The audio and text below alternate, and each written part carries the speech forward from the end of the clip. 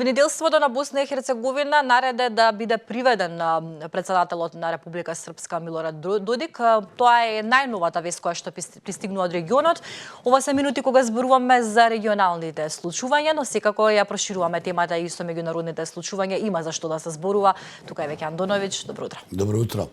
Па како што ти најави, регионалниве случувања со протестите во Србија и со ова што се случува во Република Српска и Босна некако кулминираат, особено не е добар тајмингот ако се земе во предвид дека за сабота се најавени во Белград масовни финални протести на студентите и на граѓаните кои бараат менување на општеството, не на власта, како што велат.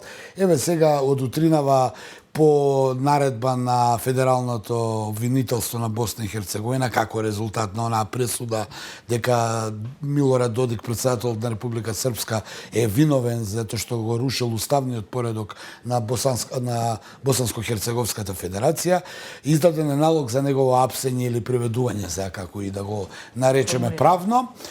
Но сега се случува еден проблем кој ќе го приведе. Тука е проблемот.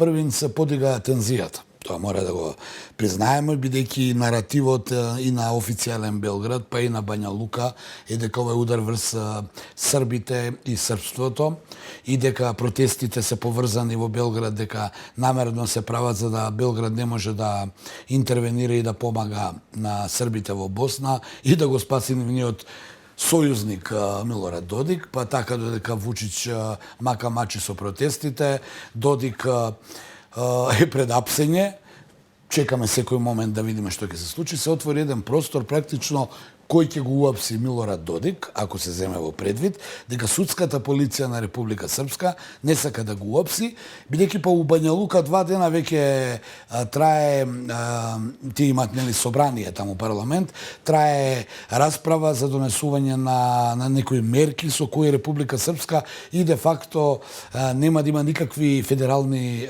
обврски надлежности, овака грубо го кажувам, така да Република Српска, полицијата, судската полиција која тоа е работа, најверојатно нема да го уапси. Сега треба да дојде таа федерална СИПА, така наречена, или Државна агенција за истрага и заштита, која треба да го уапси, но дали ќе го уапси, ќе видиме, додека уште тие двајца обвинети функционери.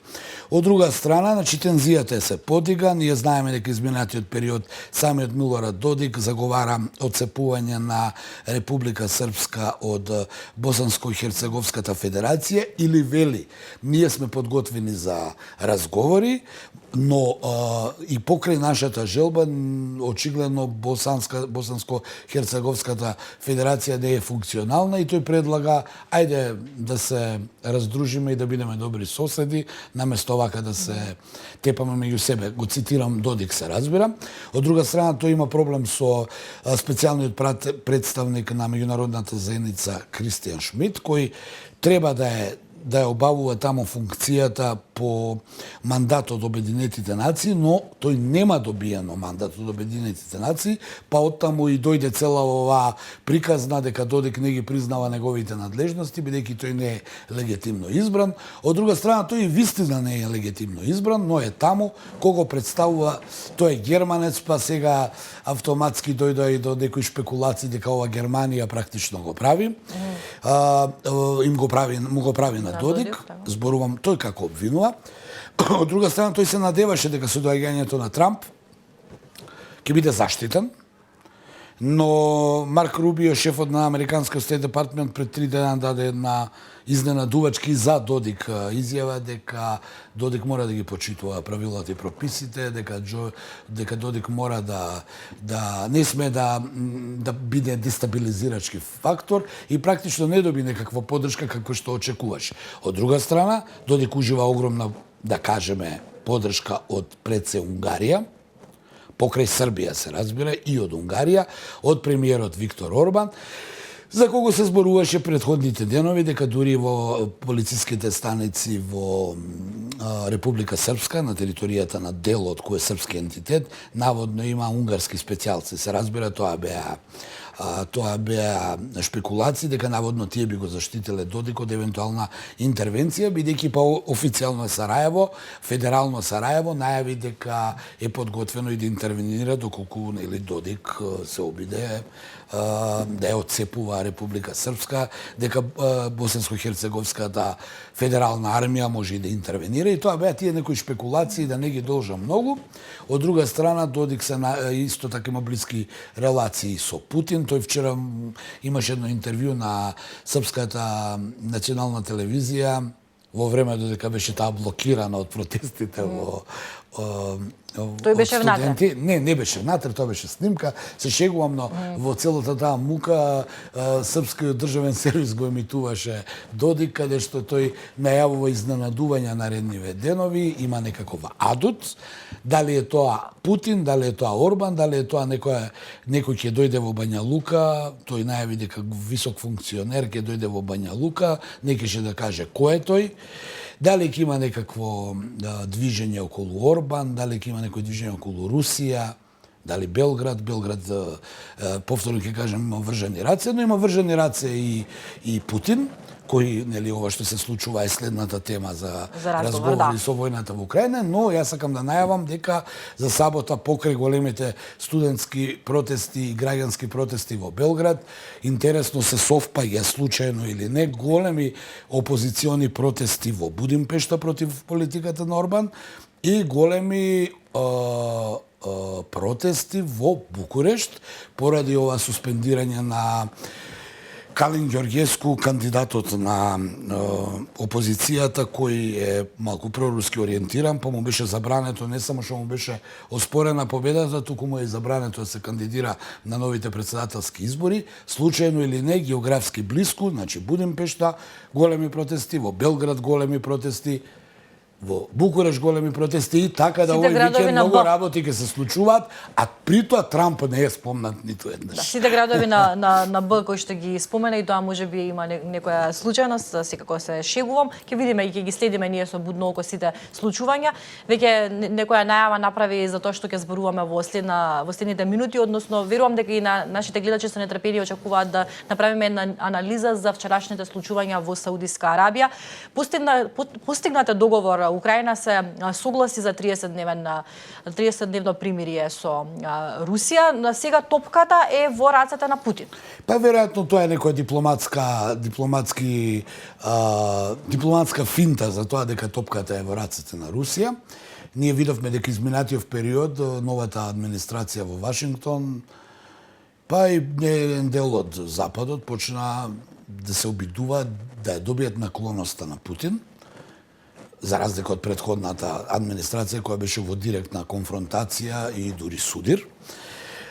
Што се случи во Джеда, украинскиот претседател Зеленски, мислам, изненадувачки, под знаци наводници, се согласи со американското барање, а американското барање е да подпише примирие, прекин на огнот и потоа да се започнат мировни преговори, каде што Зеленски се обидуваше да избегне, сакаше да ја продолжи војната, но не успеваше, бидејќи Трамп прилично настојчиво сака да ја запре оваа војна. И сега тие се согласија на тоа, сега треба да го информираат што се согласиле другата страна Москва и се најавува можна средба, можен разговор помеѓу, тоа самиот Трамп го најави, можен разговор помеѓу Путин и Трамп. И практично ја тука би скратил со моето зборување понатаму, бидејќи ние деталите кои ги знаеме се контрадикторни со ова што се случува.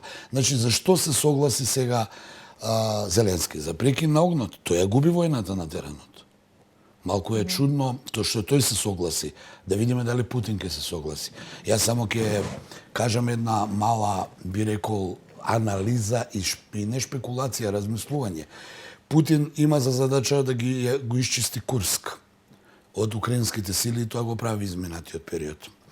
Луганска, значи 4 области, дури 5, кои се влезени во рускиот устав, и тоа мора да го знаеме, дали се Луганск, Донецк, Запорожје, Херсон и Крим. Крим е чист. Луганск е под руска контрола 99,9%, Донецката област е 70 на 80, значи Путин ќе мора да ја фати под 100% целата приказна. Тоа е едно од неговите настојувања. Херсон и Запорожје се по исто така, по 60, по 70% под руска, но се уште има украински трупи. Дали овој прекин на огнот во преговорите ќе биде овие украински трупи од дома практично до вчера да мора да се повлечат? Тоа станува јавно вака знак прашање да видиме што ќе се договорат Трамп и Путин. Втората работа се шпекулира на големо дека Русија едно од барањата се да има во Одеса, кој е во Украина, а кој русите го сметат за нивен град, Црноморското пристаниште, таму да имат некаква воена база. И се разбира, ми се чини дека тоа е и Харков и Запорожје, за да не ги освојуваат. Значи, тоа се некои од барањата на кои украинската страна, не знам дали ќе се согласи, а ако се согласила, дали ќе се согласи и Западот. Значи, тука имаме проблем за тоа што Путин треба сега да прифати. Да, он ќе прифати да седнат на преговарачка маса. Но барањата кои ги има Русија, не знам дали Западот е подготвен да им му излезе во пресет, односно Трамп.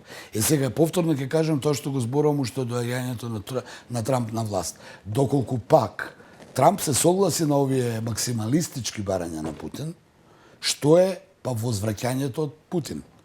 Пошто знаеме дека американската политика секогаш била и ќе биде, особено со бизнисменот Трамп, нешто дава, но потоа бара да му се врати. Сега што па Путин ќе му врати? Но едно сум сигурен, што и да биде, ќе биде на сметка на помалите држави во светот, па нарекувајќи ја дури некогашната 45 милионска Украина за мала држава. Андоновиќ, благодарам. Секако ние ги следиме сите случувања со будно око и во продолжение. Се што е ново поврзано со светските случувања и со регионот ќе читате на slobodnpečat.mk. Останете уште малку со нас.